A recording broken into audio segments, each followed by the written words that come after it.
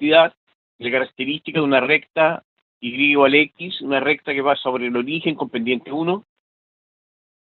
Función lineal, una recta que puede tener distintos valores, la pendiente tiene que ser distinta de 0 antes y pasa por el origen. La función afín es una recta en la cual m y n son distintos de 0, por lo tanto no pasa por el origen. Y en las tres el dominio son los reales y el recorrido también son los reales.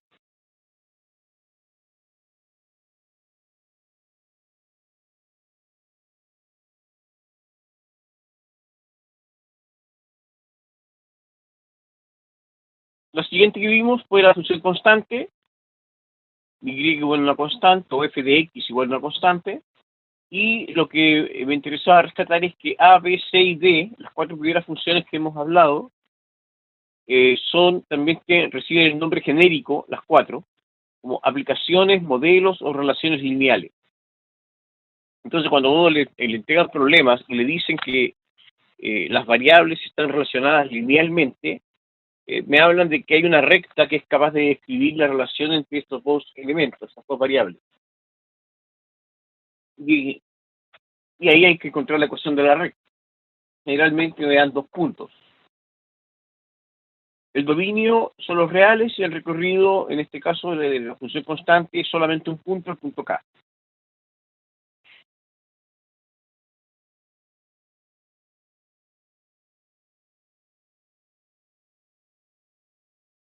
La siguiente función que vimos fue la función recíproco. La función recíproco lo que tiene es que aparecen dos conceptos adicionales. El concepto de asíntota, es decir, se acerca a estas rectas, a x igual 0 y a y igual 0, porque no los corta, y el hecho de que las funciones pueden tener ejes de simetría, porque son gráficas, y también pueden tener centro de simetría. Para que recordemos, el eje de simetría son rectas con respecto a la cual se pueden construir reflexiones y la figura queda exactamente idéntica, no cambia. Entonces, por ejemplo, ¿cuántos ejes de simetría tiene la función recíproco? Esta función.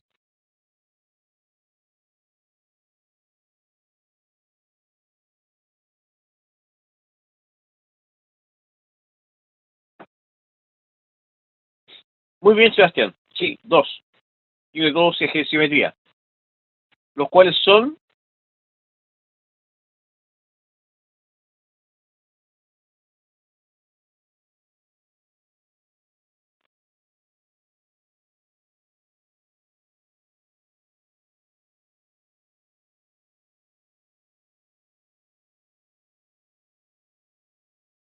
A eso me refiero. Rocco entendió la pregunta. Y la otra, exactamente. Esas dos son las ejes de simetría. Recta pendiente 1 y recta pendiente menos 1. Por lo tanto, pueden tener incluso más de un eje de simetría. Y la otra, que el centro de simetría de esta figura sería el origen, o 0,0. Entonces las funciones tienen centro de simetría y ejes de simetría. Algunas, no todas. ¿Ya? Ahora, acá el dominio son los reales, excluyendo el 0. El 0 no tiene imagen, no puede tener división por 0, está fuera del dominio. Y en el recorrido, el 0, no hay valor de x que me entregue el 0, que me dé un y igual 0, no hay ninguno. Y eso va a implicar esta característica de que no tendremos, se acerca la asíntota que se acerque a esa recta, la gráfica, pero no la corta.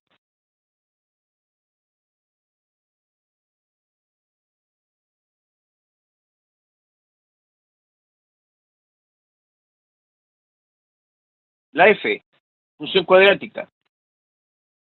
La característica de la cuadrática es f de x igual a x cuadrado, y igual a x cuadrado, ¿ya? Y es una gráfica que pasa por el 1, 1, el 0, 0 y el menos 1, 1.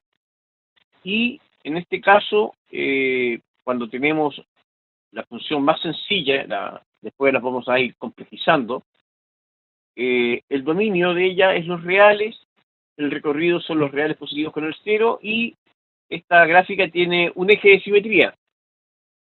En este caso, ¿qué sería?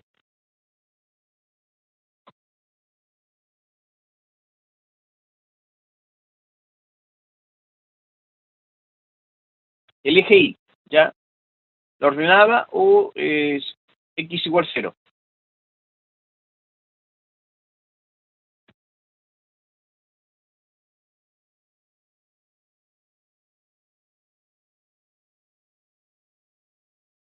Ah, ya están llegando todos. Falta Sofía. Entonces ya tenemos nuestra función, la parábola acá, y corresponde específicamente al y igual a x cuadrado. Entonces ahora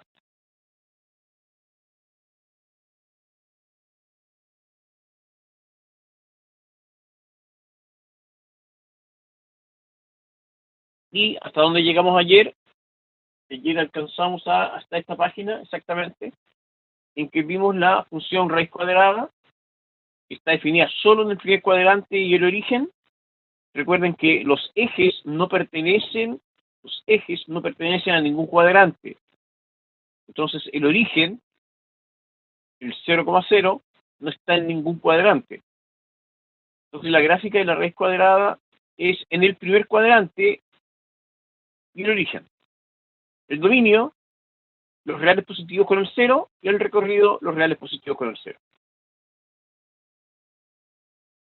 Y lo que es interesante acá es compararla con respecto a la función identidad, el y igual x, y nos damos cuenta que entre los intervalos, por ejemplo, ayer les anotaba, en el intervalo correspondiente entre 0 y 1, raíz de x está sobre x. Por lo tanto, si yo tengo en el intervalo 0 y 1, al extraer la raíz, la expresión queda menor. Perdón, la expresión queda mayor. La raíz de x es mayor que x, de 0 y 1. Y en el intervalo de 1 hacia más infinito, la raíz de x es menor que x. Entonces, nos empezamos a dar cuenta de que el comportamiento de al elevar al cuadrado, al cubo, al sacar raíz o las raíces cúbicas, tienen comportamientos diferentes en los intervalos separados hasta -1, de -1 a 0, de 0 a 1 y infinito. ¿Cuál es la mejor forma de analizar esto? Gráficamente. Realmente, gráficamente uno puede obtener, y es mucho más sencillo. Ahora, si ustedes tuvieran que resolver esta inecuación, x al cubo menos x mayor que 0, es bastante extensa de solucionar. O, ¿en qué intervalo x al cubo es mayor que x? Gráficamente lo podemos visualizar de inmediato acá, y sabemos que x al cubo es mayor que x entre -1 y 0, y entre 1 y más infinito. En cambio, si tuviéramos que solucionar esto, tendríamos que hacerlo a través de lo que llamamos un diagrama de signos, que fue lo que nos saltamos. Y eso significaría factorizarla en expresiones de grado 1 y de allí analizar cómo funcionan los signos. Gráficamente es mucho más simple. Solamente visualizar dónde la gráfica x al cubo está por sobre la gráfica y igual x.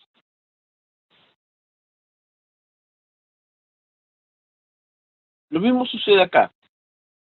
La raíz cúbica se corta, se cruza con la función identidad en los puntos que aparecen allí. Un poco corrida. Acá. Ahí sí, tengo más adecuada. se corta en -1 con -1, 0, 0 y 1 y 1. Entonces, también podemos tener que nuestra función tiene comportamientos disímiles, ya diferentes, entre los intervalos hasta -1, de -1 a 0 y de 0 hasta 1, y después de 1. ¿Ya? Chicos, ¿han entendido esa parte?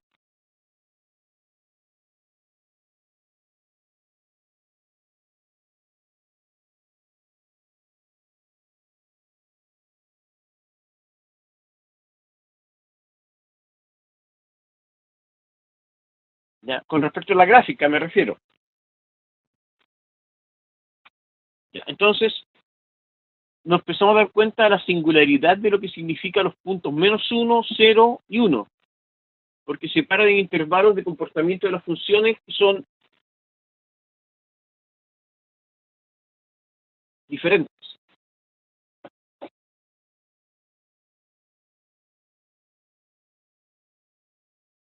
¿Y qué es lo que podríamos decir de una y de la otra? Que están emparentadas. La raíz cúbica con x al cubo, o sea, la función x al cubo y la función raíz cúbica corresponden una y la otra a reflexiones con respecto, una reflexión respecto a la recta x igual y. Si efectúo la reflexión respecto a esta recta, obtengo la otra gráfica, la otra función. Ya, hasta ahí, dominio y recorrido de estas funciones, de x al cubo y de la raíz, son todos los reales, y el recorrido también son todos los reales. ¿Alguna duda? Antonia, Ariel, Benjamina, Isenur, Catalinas, Carolina, Dani, Daniel, Diego, Felipe, Franciscas, George, Ignacio, Isadora, Juan Pablo, Carla, Manuel, Matías, Nicolás, Paz, Rocco, Rodrigo, Sebastián, Sofía, Valeria.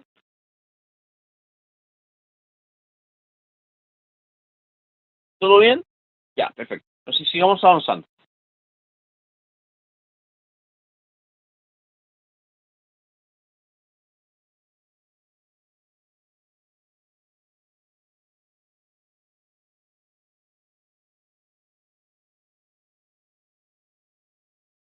Siguientes funciones. Función valor absoluto. La función valor absoluto sabemos que tiene un comportamiento que se define como x si x es mayor o igual que 0 y menos x si x es menor que 0. ¿Qué significa esto? Significa que tiene dos definiciones. En el primer cuadrante se define como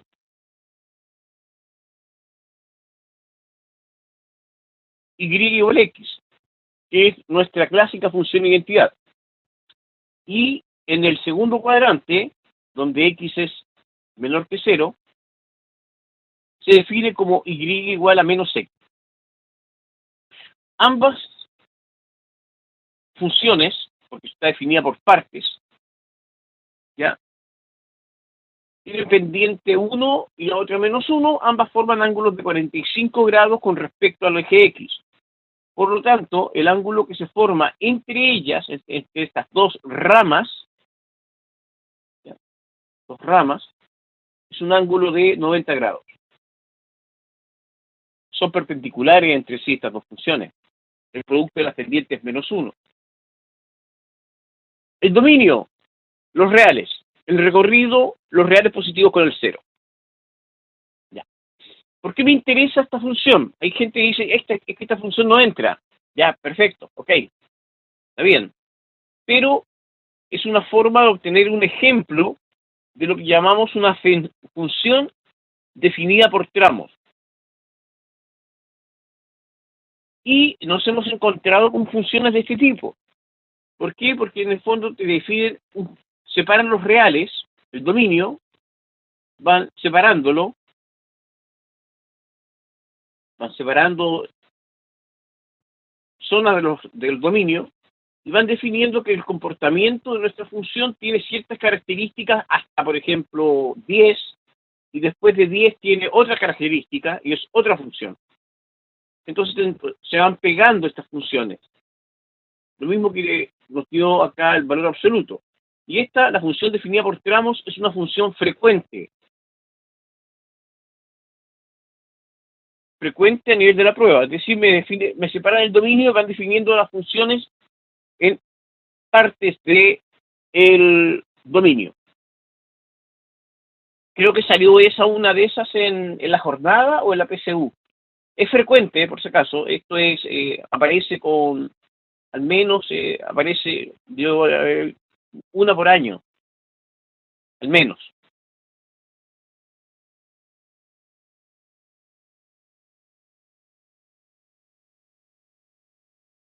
Función parte entera. También generalmente dicen que la función parte entera no entra. Pero hay un par de conceptos que vamos a darnos cuenta acá en la función parte entera. Que nos va a ayudar, la función parte entera nos va a ayudar a definir algunos conceptos. F de X define como parte entera con estos sistemas de corchetes, así se simboliza.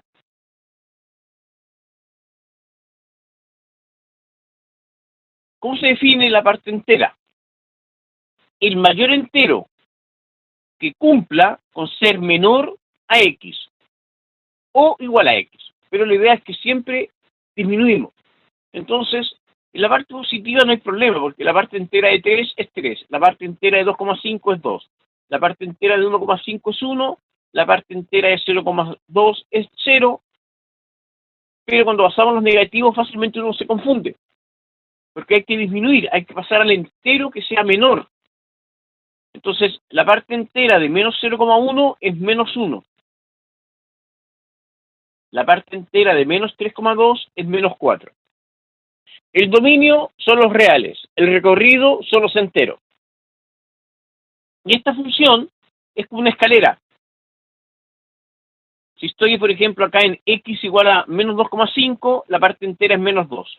Hasta que llego a menos 1, que salta de inmediato a menos 1. Sigo avanzando acá, parte entera, por ejemplo, menos 2,5, la parte entera es menos 1, hasta que llego a 0, que la parte entera es 0. La parte entera, y así va funcionando la gráfica. La función parte entera es lo que definimos como una función escalonada.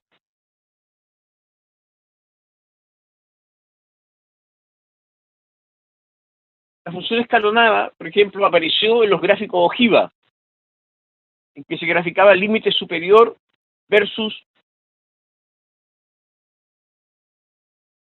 frecuencia acumulada. Era efectuar estos saltitos y estas discontinuidades, como tiene el nombre que lo vamos a ver un poco más adelante, que me van separando la gráfica. Entonces, por ejemplo, el cobro del consumo de agua es una función parte entera, porque a usted le cobran por consumo completo de metros cúbicos.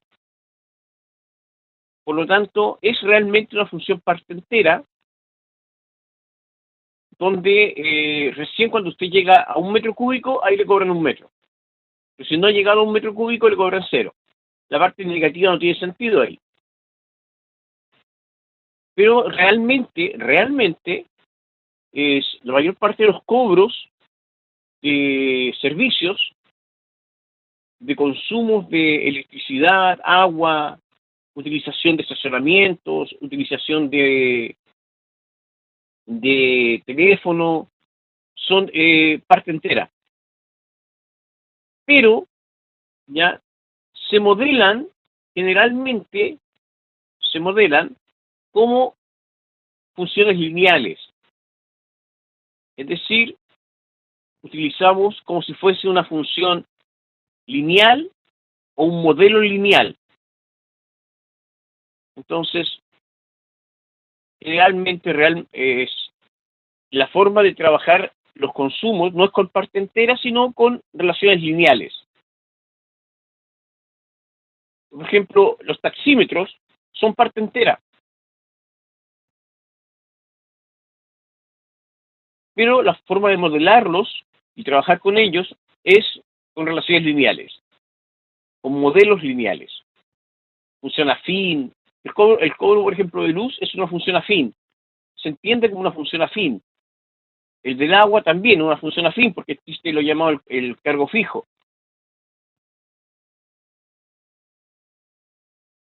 ¿Ya? Entonces, generalmente las funciones escalonadas, ¿ya?, se emplean modelos lineales para representarlas. Vuelvo al tiro.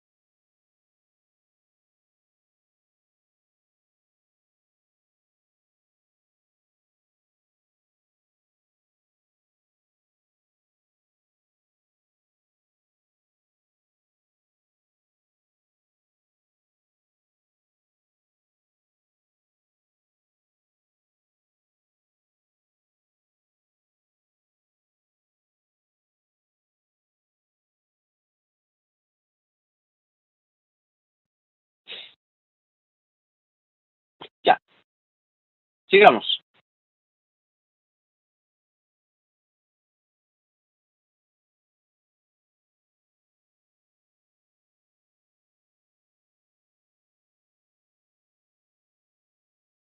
Función exponencial.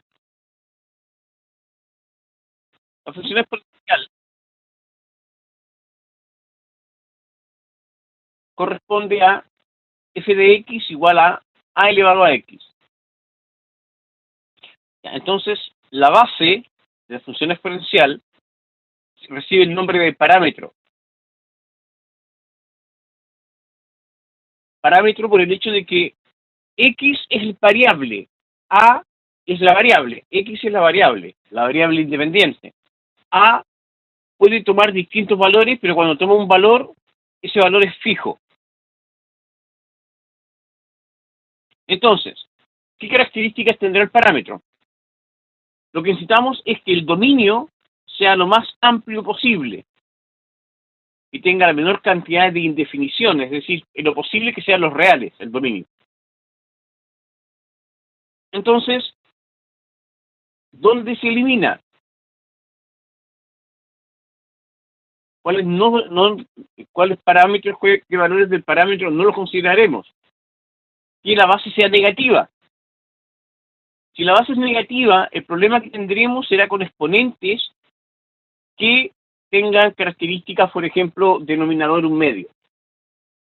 Porque cuando teníamos una raíz negativa elevada a un medio, ¿eso cómo lo entendemos?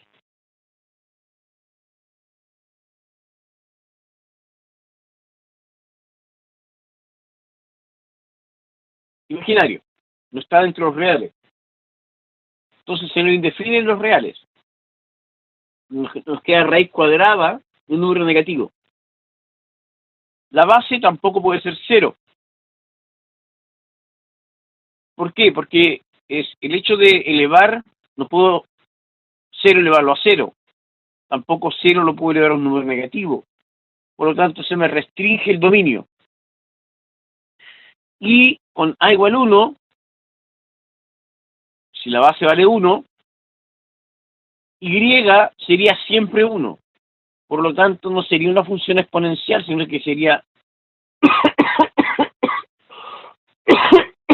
la función constante igual 1. Sería función. El dominio serían los reales, pero ya no sería una función exponencial. Nos encontraremos que la función constante tiene algunos problemas. La función constante tiene algunos problemas. ¿Ya? Y es distinta a la función exponencial. Su comportamiento. Ahora, hay dos intervalos para el parámetro que es la base, que esté entre 0 y 1,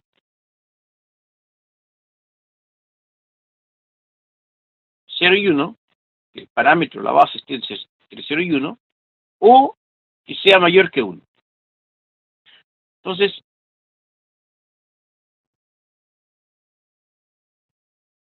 empleamos como ejemplo la f de x igual 2 elevado a x, y para valores entre 0 y 1, empleamos f de x igual a un medio elevado a x. Entonces, lo que obtenemos, evaluando, ya, si x vale 0, f de x o 2 elevado a 0 es 1, si x vale 1, f de x, 2 elevado a 1 es 2, y así nos damos cuenta que en el intervalo positivo, luego de la evaluación que hemos tenido, el intervalo positivo va creciendo muy rápido. Crece muy rápido. Y que necesariamente pasa por el 0,1. Cuando es menos 1, se achica, se acerca. ¿Se acerca a dónde? Al eje X. Y menos 3, sería 2 elevado a menos 3, es un octavo, se va acercando también. Entonces, nos vamos a encontrar que no toca al eje X, no alcanza a tocarlo, no corta el eje, sino que se acerca. Entonces, la gráfica se acerca asintóticamente al eje X. Por lo tanto, lo que tenemos ahí es que el eje X es una asíntota. Cuando vemos el comportamiento de un medio elevado a X, nos damos cuenta de que es muy parecido al anterior, que es 2 elevado a X. Pero la diferencia radica en que son reflexiones. Y, por ejemplo, un medio elevado a X es decreciente. Completamente va decreciendo. Sigue pasando por el 0,1 y el eje X una asíntota. Pero es en la parte, por ejemplo, negativa, toma los valores que antes tenía en la parte positiva. Entonces, adicionalmente, estas dos gráficas, un medio y 2 como base, son reflexiones respecto al eje Y.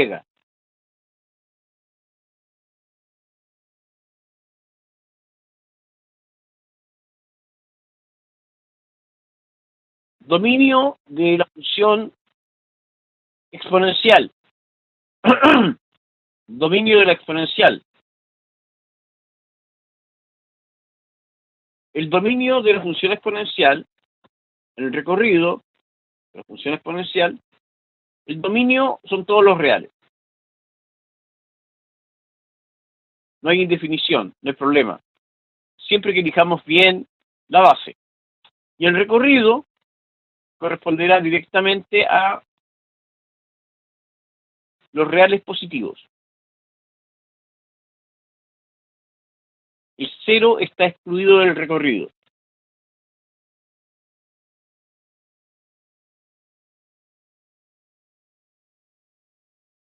¿Alguna duda?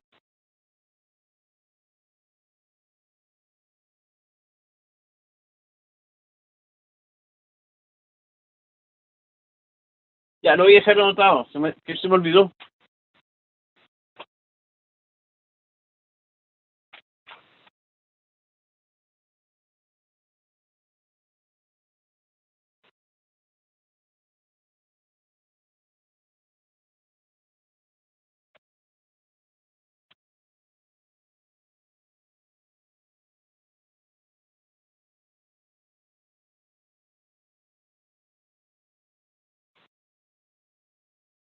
Ya, no hay dudas acá.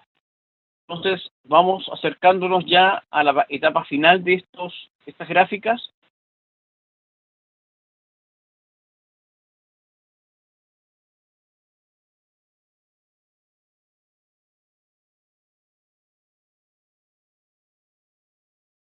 Y lo que tendríamos ahora es la función logarítmica. La función logarítmica, veamos un poco de conceptos previos para que entendamos bien lo que es logaritmo, más allá de todas las propiedades y todo el trabajo del logaritmo. Ya, lo que hay que entender primero es que el logaritmo en base a de b igual a n significa que a elevado a n es b. Por lo tanto, logaritmo en base 2 de 8 es 3. ¿Por qué? Porque 2 elevado a 3, ¿ya? Sería porque 2 elevado a 3 es 8. Logaritmo en base 2 de un medio es menos 1, porque 2 elevado a menos 1 es un medio. La base, el argumento, que es el argumento, y es el logaritmo. Y acá, como realmente esto es una exponencial, ¿ya? Tiene una relación directa a una exponencial,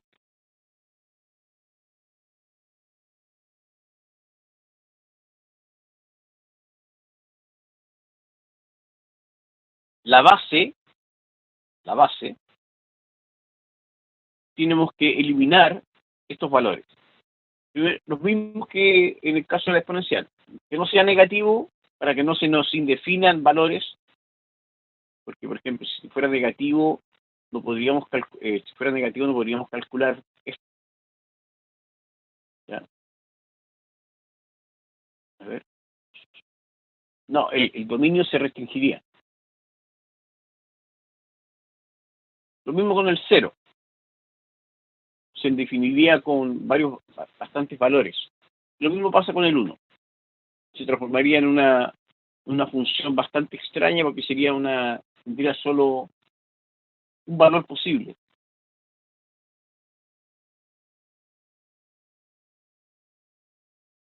Entonces, dejamos fuera estas bases. Entonces, cuando definimos la función, nuevamente tenemos a como parámetro y el argumento es la variable. Entonces, consideremos algo similar a lo que hicimos con la exponencial y tomemos base 2, por ejemplo, acá, que sea mayor que 1, y base 1 medio, que sea entre 0 y 1. Veamos los valores con la base 2. Acá, vamos analizando esto. Está acá. ¿Qué significa 1? Significa, ¿a cuánto elevo 2 para que me dé 1? Esa es la pregunta. ¿A cuánto elevo 2 para que me dé 1? A 0. ¿A cuánto elevo 2 para que me dé 0? No hay forma en que me dé 0. No hay ningún valor al cual 2 elevado a algo me dé 0. ¿A cuánto elevo 2 para que me dé 2? A 1. ¿A cuánto elevo 2 para que me dé un medio? Menos 1. ¿A cuánto elevo 2 para que me dé 8? A 3. ¿A cuánto elevo 2 para que me dé 4?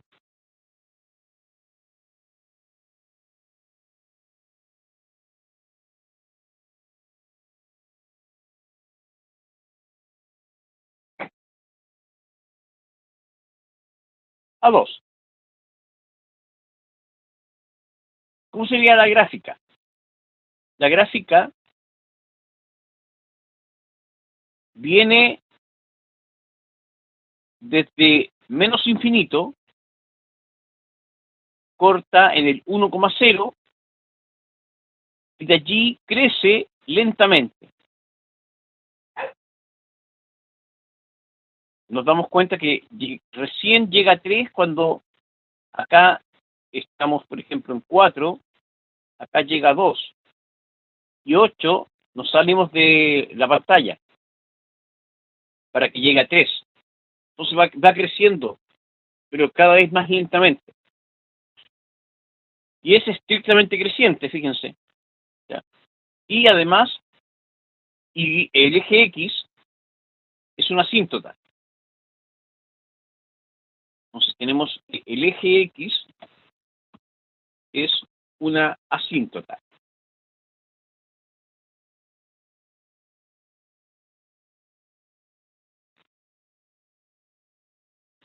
Cuando la base es un medio, así, sí, Sebastián,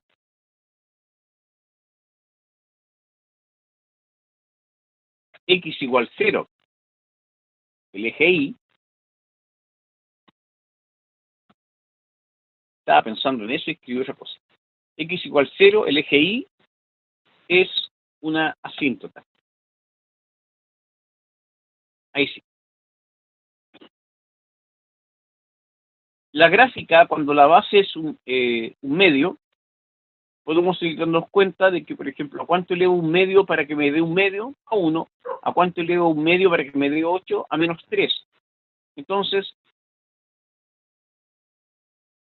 lo que tenemos es que la gráfica cambia, se convierte en una gráfica que es decreciente. Sigue pasando por el 1,0, pero decrece. ¿Ya? Y sigue siendo también el eje Y una asíntota. Ahora, ¿qué relación existe entre estas dos gráficas? Entre base 1 medio y base 2 para el logaritmo, que son una reflexión, por ejemplo acá, logaritmo en base 1 medio de X, y acá logaritmo en base 2 de X, son una reflexión con respecto al eje X. Si esto hago un espejo, se va hacia arriba y me queda esto. Y esta parte se va hacia abajo y me queda el otro segmento. ¿Ya? ¿Quedó claro esto, chicos, o alguna duda del logaritmo? Y está definida, si fijan un poquito, en el primer y cuarto cuadrante, con el eje X positivo, cortando en él 1,0.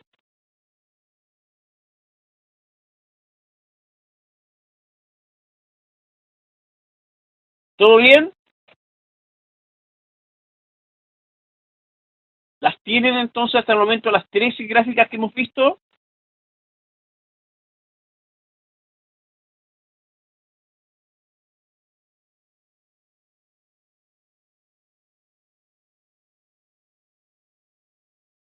¿Van bien, chicos?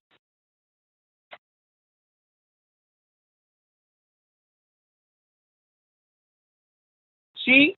¿Alguna duda? ¿Algo?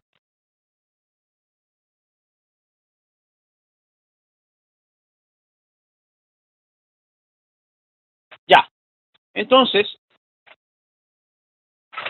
veamos la última función y de ahí entramos directamente a el tercer punto, que es la clasificación. Entonces vamos a cerrar esto y vamos a la última función.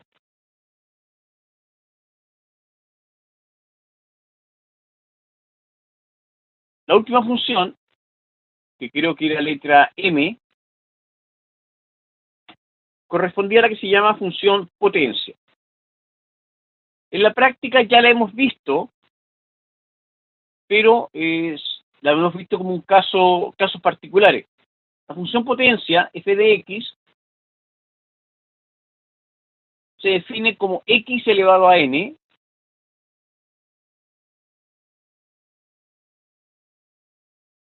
x elevado a n, donde n pertenece a los naturales. Esa es nuestra función potencia. Tendremos entonces necesariamente dos posibilidades. Cuando n es par y cuando n es impar.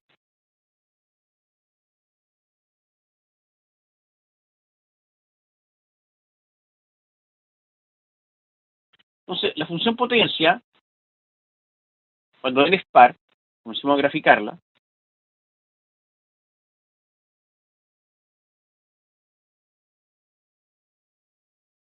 aquí voy a checar un poco. Función potencia, cuando n es par,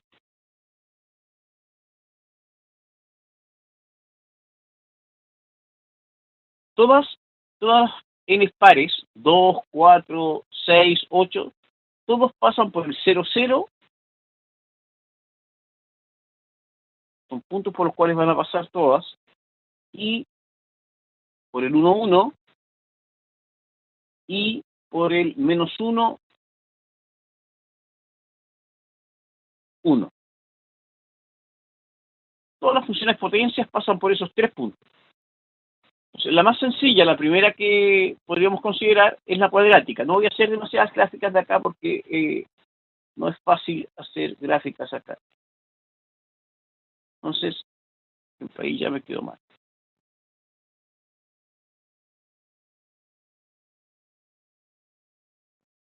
Ahí está. Entonces, la función, esta sería x al cuadrado. ¿Cuál es la diferencia, por ejemplo, con x a la cuarta? X a la cuarta tiene esto de que se cruzan en estos tres puntos. Vamos a cambiar el color para que la podamos ver. Verde lo voy a hacer. Entonces, viene por acá, se cruza, va por abajo, se cruza, sigue por abajo,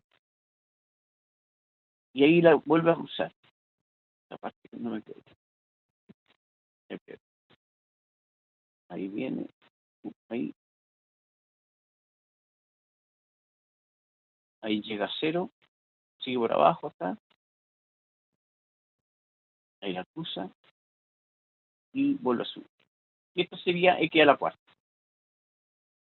Entonces, cuando tiene los mismos valores, en menos 1, en x igual a menos 1, en x igual a 0 y en x igual a 1. Y ahí nuevamente se van cortando y van cambiando de cuál es mayor y cuál es menor. Lo mismo va a suceder con x a la sexta, con x a la octava. Tienen el mismo comportamiento. Cada vez son más, crecen más rápido y se acercan más rápidamente al eje X. Función par. Todas tienen el mismo comportamiento. Función en par. Entonces, acá ya vimos cómo se comportaba, por ejemplo, el caso de la cúbica. Función cúbica. Y lo que tenemos acá,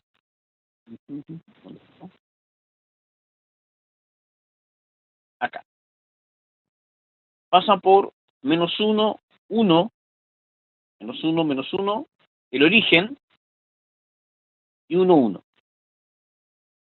Todas las funciones impar, con exponente impar, pasan por estos tres puntos. Entonces, la que vimos primero fue la cúbica. Veamos cómo se comporta la primera que tenemos, la cúbica.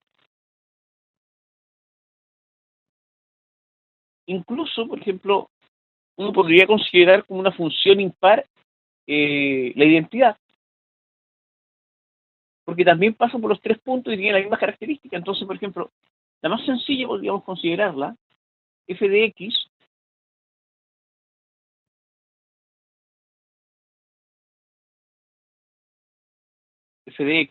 la más sencilla, x.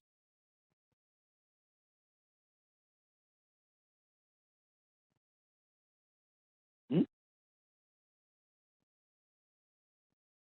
Entonces, necesariamente nos encontramos con esta característica.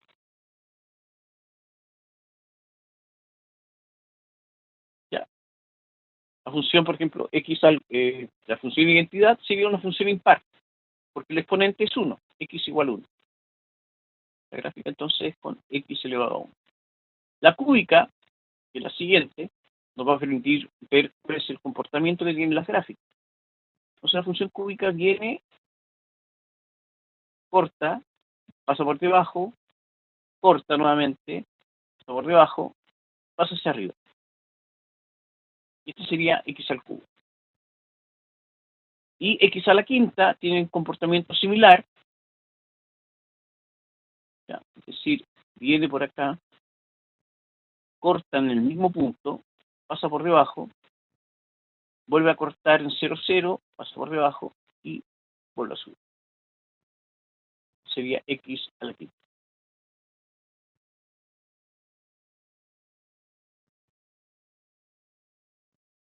Claro, sí, vamos a definirlo ahora. Ya, vamos a definirlo y nos vamos a dar cuenta de que hablamos de funciones pares y funciones impares. Pero no solamente las funciones potencias son funciones pares y funciones impares, sino que son los ejemplos más sencillos de funciones pares y funciones impares. ¿Ya? ¿Listo, chicos? Terminamos todas las funciones, las 14 funciones que teníamos. Entonces ahora vamos a la clasificación. ¿Alguna duda? El dominio y el recorrido, ¿les parece? El dominio de la primera, el dominio en los dos casos son los reales. Todos los reales.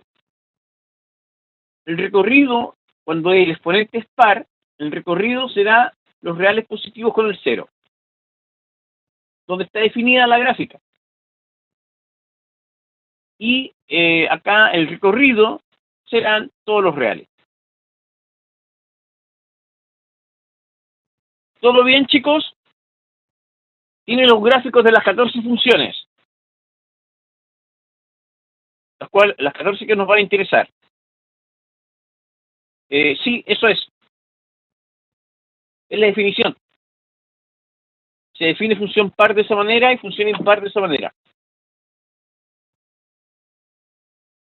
Y eso nos va a llevar a unas características geométricas. La función par es simétrica respecto al eje Y, y la función impar es simétrica respecto al origen.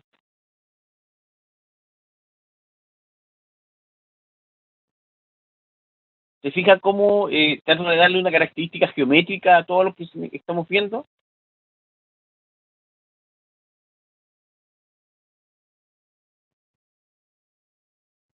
Ya. ¿Dudas?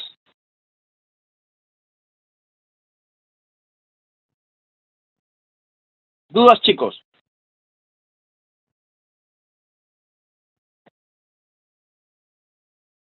¿No? ¿No hay dudas? ¿Hasta ahora? Entonces, ¿tienen claro cuál es la función identidad, la función lineal, la función afín, la función constante, la función recíproco, la función cuadrática, raíz cuadrada, raíz cúbica, exponencial, logarítmica, valor absoluto, parte entera, potencia? ¿Identifican las gráficas? ¿Ya?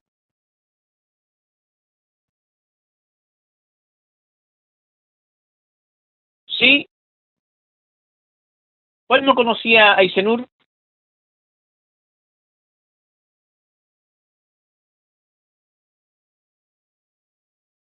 Recíproco.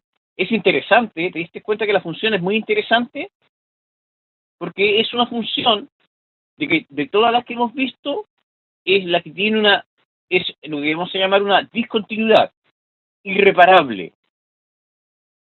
Ahora, la función parte entera también es discontinua, pero acá, por ejemplo, la función recíproco tiene ese salto, pero además nos vamos a dar cuenta de ciertas características especiales. La inversa de la función recíproco es la función recíproco. Y es de las pocas gráficas que tiene tantas simetrías. Tiene dos ejes de simetría y además de tener dos ejes de simetría, tiene centro de simetría.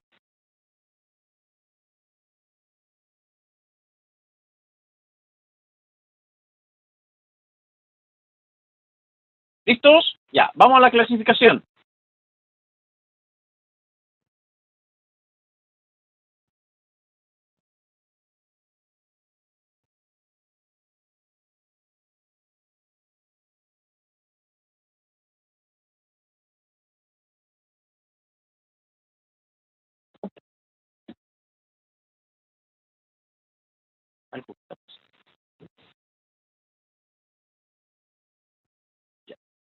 Entonces, cuando hablamos de la clasificación, van a ser criterios para clasificar todas las funciones anteriores. Entonces, lo primero hablaremos de la función. El primer criterio que emplearemos en la clasificación será la función creciente, ¿ya? Y su antagonista será la función decreciente.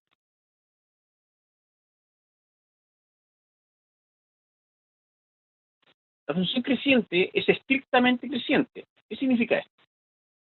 Que si ustedes toman valores de x, si x1 es mayor que x2, necesariamente, para que sea creciente, lo mismo acá, f de x1, los y, tiene que ser mayor que f de x. Gráficamente, ¿qué significaría esto? Una función creciente es que tiene pendiente positiva. ¿Ya? Va siempre aumentando. Eso es pendiente, es creciente. Siempre va aumentando. No puede ser constante. La función constante no es creciente, es constante. ¿Ya? Y si tiene una parte definida como función constante, no es estrictamente creciente, no es creciente. Para que sea creciente tiene que cumplir esto en todo el dominio. O en la zona, o después podemos decir que entre tal parte y tal parte es una función creciente. Entre tal parte y tal parte es una función constante. Por ejemplo, lo que sucede con la cuadrática. La cuadrática es una función decreciente para x menores que 0 y una función creciente para x mayores que 0. Entonces, decreciente significará que si x1 es mayor que x2, necesariamente f de x1 es menor que f de x. Esos serán los conceptos asociados a creciente y decreciente. Decreciente, por ejemplo, era la exponencial. La exponencial cuando teníamos base negativa. Eso es decreciente, estrictamente decreciente. Y la exponencial, esto por ejemplo es do elevado a x. Esa es estrictamente creciente. Y base negativa, no, base fraccionaria, un medio de x, eso es estrictamente decreciente. Aquí tienen dos ejemplos de funciones crecientes y decrecientes. Tienen que ser completamente crecientes, es decir, no pueden ser constantes. Segundo criterio, ya, continua y discontinua. Entonces, función continua,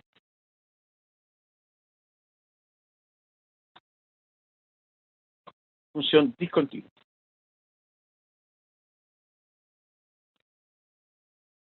La forma de poder expresar esto va a ser bastante sencillo. La idea de la función continua es que ustedes no pueden levantar, para graficarla basta con, no se levanta la mano. no es necesario hacer saltos, sin saltos. Esa es la forma que vamos a definir función continua. No tiene saltos.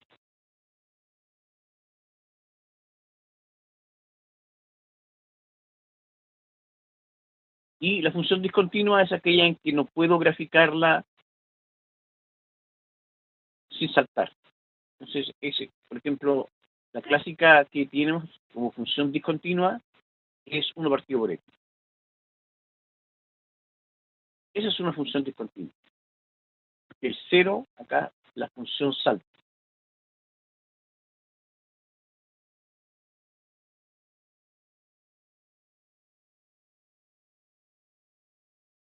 Tiene salto.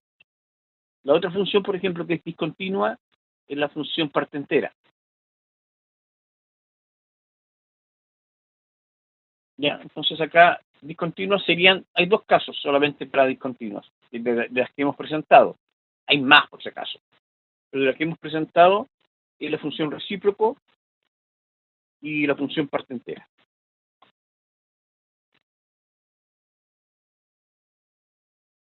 ¿Bien?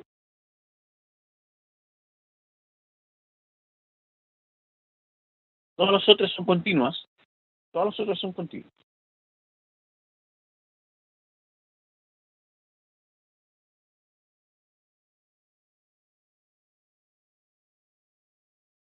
Tres. Siguiente criterio. Función de pares, par y función impar. Lo que tiene la función par-impar, hay algunas funciones que salen de este criterio, que no son ni par ni impar. ¿Ya? La definición de la función par, la definición que tenemos es que f de x debe ser igual a f de menos x.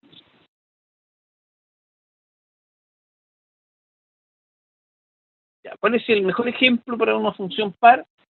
La cuadrática.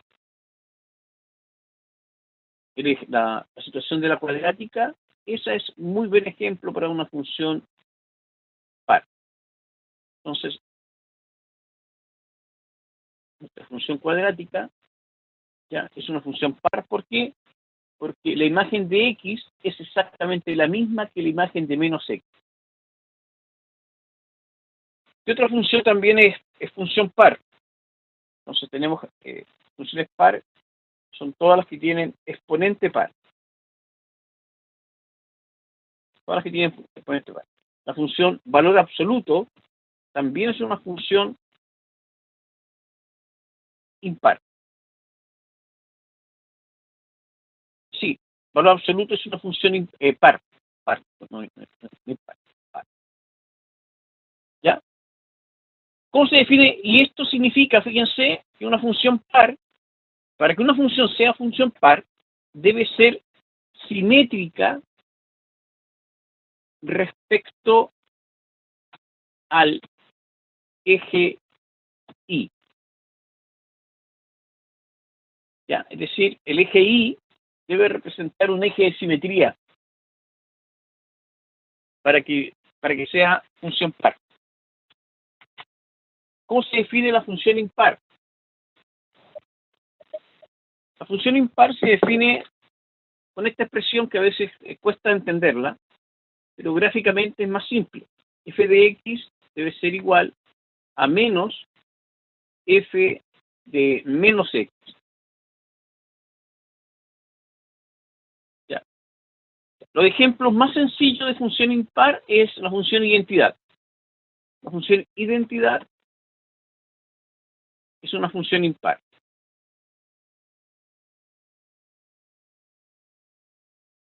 ¿Por qué? Porque las imágenes, me está diciendo acá, es que si yo estoy acá en un punto X, la imagen de él, y que acá estoy en menos X, sus imágenes cambian de signo.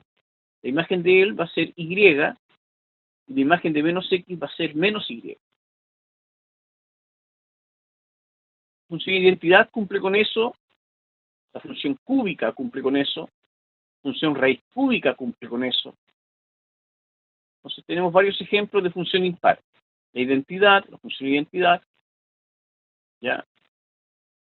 Todas las funciones, fíjense además, todas las funciones lineal, la función lineal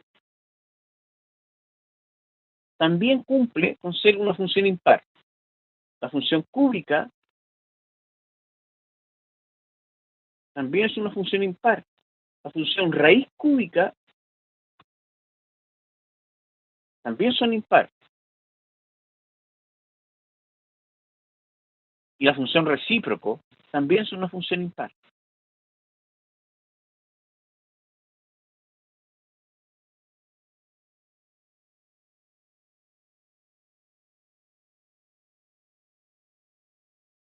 Claro, sí, es una función impar. Lo que vamos a necesitar geométricamente para que la función sea impar,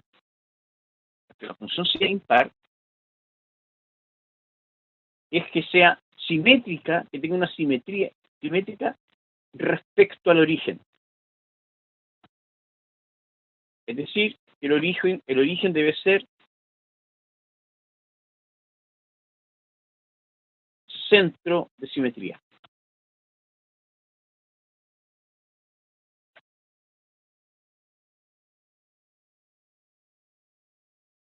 ¿Todo bien hasta acá?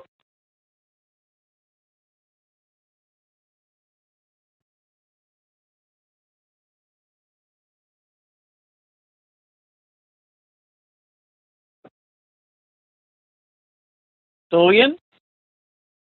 ¿Vamos bien, chicos? ¿Todo claro? Creciente es estrictamente. Continua no tiene salto. Los dos ejemplos que tenemos de discontinua es recíproco y parte entera. Función par, simétrica respecto al eje Y. Función impar, simétrica respecto al origen.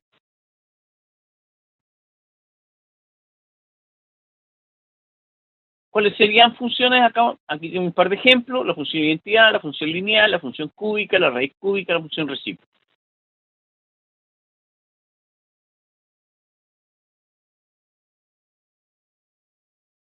No es creciente, Cristóbal.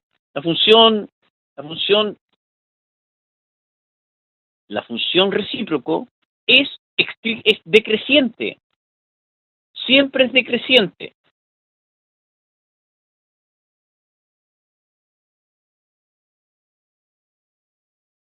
Miren la gráfica de la función recíproco. Ustedes tienen ya todas las gráficas en el cuaderno, tienen un cuaderno con todas las gráficas ya. Entonces, si usted mira la gráfica de la función recíproco, al avanzar el x, siempre va bajando.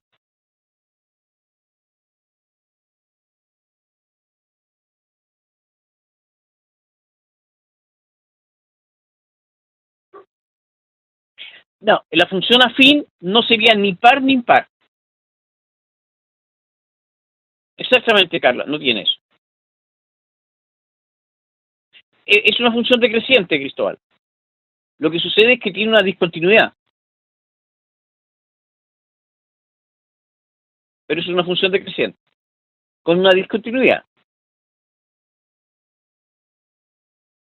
Se fija que las discontinuidades son re especiales porque cambian la estructura de la gráfica.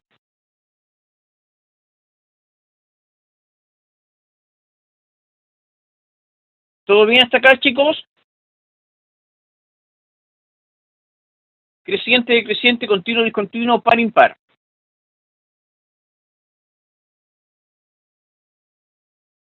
Si se empiezan a dar cuenta, no es tan difícil.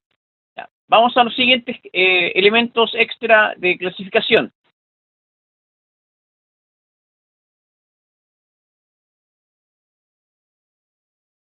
Tendríamos acá nuestro cuarto criterio, son lo que llamamos funciones inyectiva,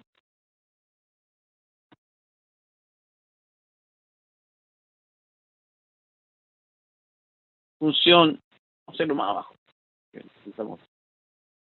sobreyectiva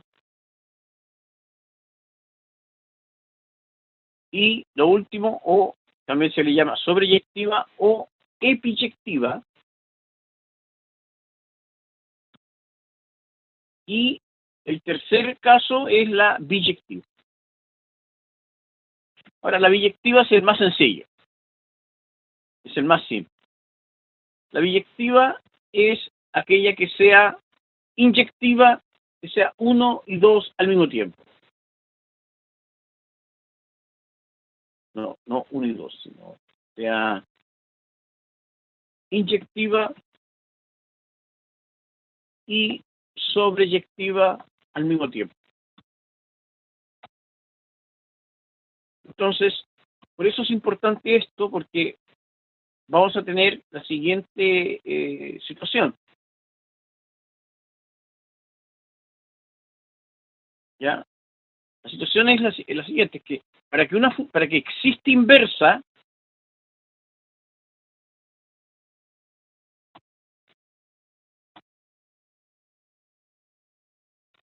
la función debe ser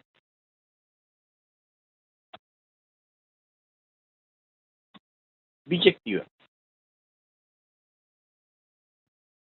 ¿Ya? Y por eso es importante estos criterios de clasificación. Entonces, esto es importante.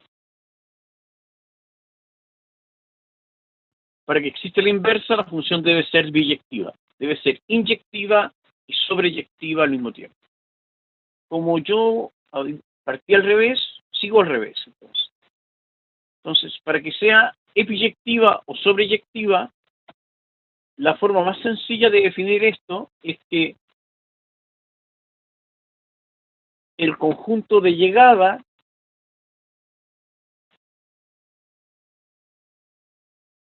o también llamado codominio, debe ser igual al recorrido.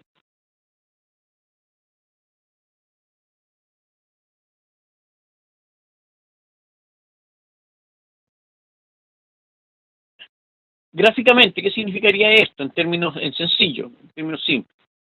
Significa que todos los Y deben tener preimagen. Porque como estamos con el concepto de la inversa es devolverse. Eso es lo que hace la inversa. La función me lleva de X a Y. La inversa que hace me lleva de Y a X. Me devuelve. Entonces, para que exista la inversa, el concepto de epiyectiva es necesario para que todos los Y tengan dónde volver. Las preimágenes serán la forma en que se puedan devolver. Si un Y no tiene preimagen, lo debo sacar del dominio. Debo excluirla del dominio para que sea función. Entonces, tendría que estar parchando el recorrido, ya, excluyendo elementos del recorrido para que la inversa exista.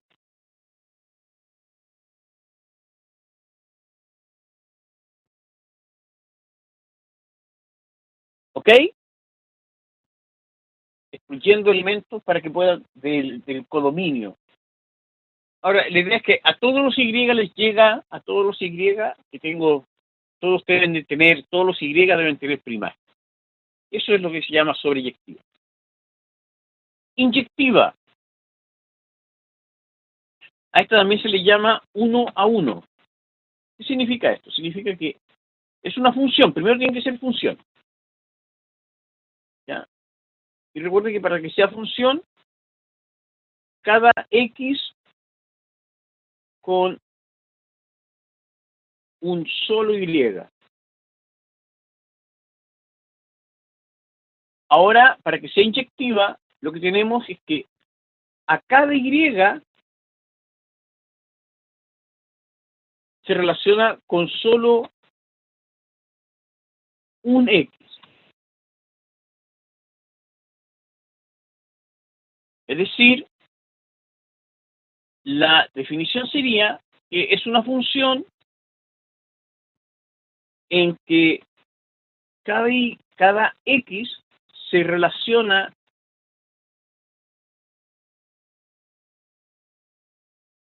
con un Y diferente.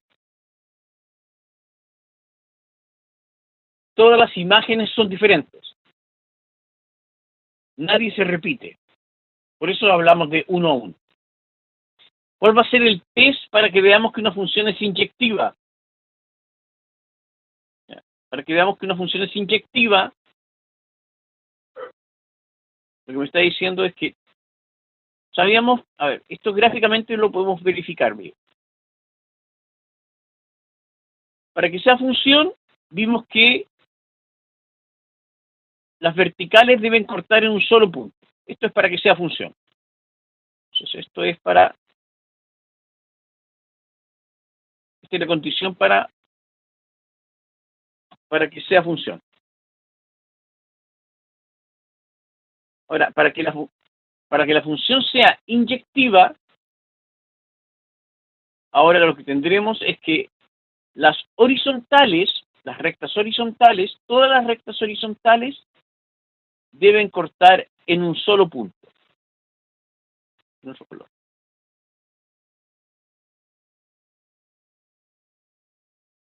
Todas las rectas horizontales deben cortar a la gráfica en un solo punto, para que sea inyectiva. Entonces, lo que tendremos acá, por ejemplo, es algo así. Color. Algo así. Entonces, el test consiste gráficamente en que toda paralela al eje X debe cortar a la función, porque debe ser función, en un solo punto. Y esa es la forma de visualizar que una función sea inyectiva. ¿Para qué? Para que cada Y se relacione con un solo X. Y acá lo que me está diciendo es que a todos los Y les llegue flechas. A todos los Y les debe llegar flechas. A uno le puede llegar 2 flechas, por ejemplo, ahí. No tiene problema. Es sobreyectiva. Esto sería, si yo tengo el Y1, 2 y 3, esto es sobreyectivo. No tiene por qué ser preimágenes diferentes. Tiene que ser función, pero a todos les pueden llegar más de una. Pero a todos les deben llegar relaciones con X. Y ahora, y para que sea biyectiva, debe ser uno a uno, y además todos los elementos tienen que tener preimagen. La función seno. La función seno, para que sea, por ejemplo, biyectiva, definimos intervalos, donde es biyectiva.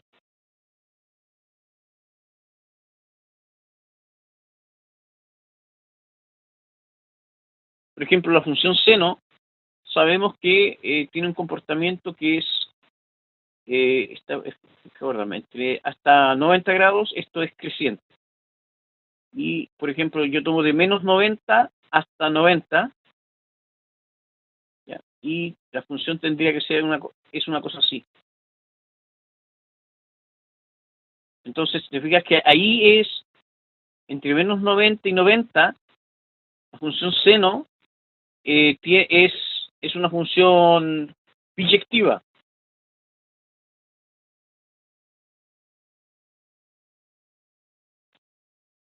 Ahí es biyectiva, tiene inversa.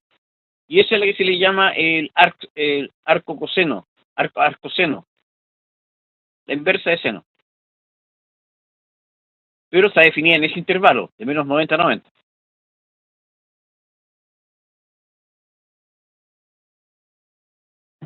Porque ahí tiene inversa. Pero, por ejemplo, las otras funciones, por ejemplo, que puede ser así,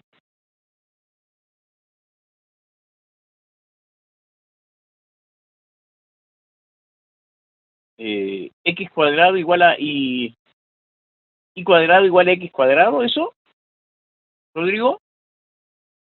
X cuadrado igual a y cuadrado. Pi cuadrática esta. Cada x tiene, esto es una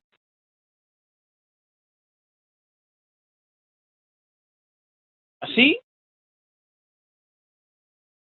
Sí, x cuadrado. Esta función que tenemos acá tiene dos, para cada x hay dos imágenes. Entonces, el x, no entendí. X cuadrado igual a y cuadrado. A ver.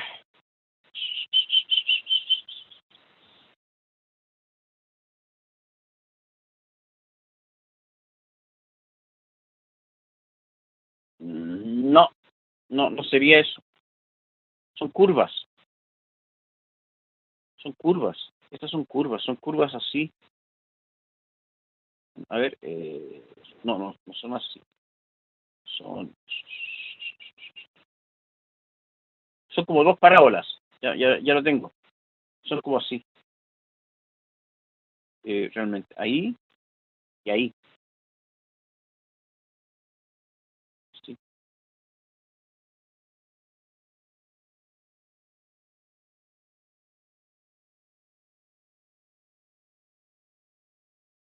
Vuelvo sobre la gráfica. Tendría que ser una cosa así.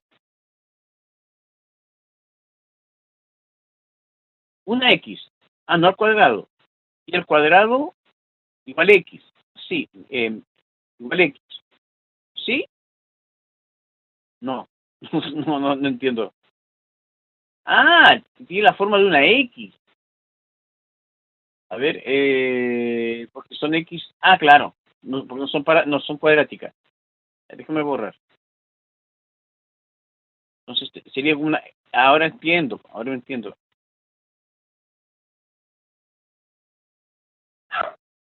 Lo que tenemos que, como están, son dos funciones.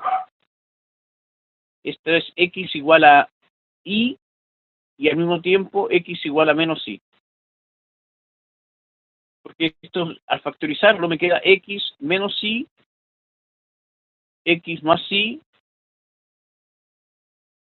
igual 0. Y estas son dos funciones. ¿Ya? Es la función menos la identidad y la identidad. Y estos no son ni.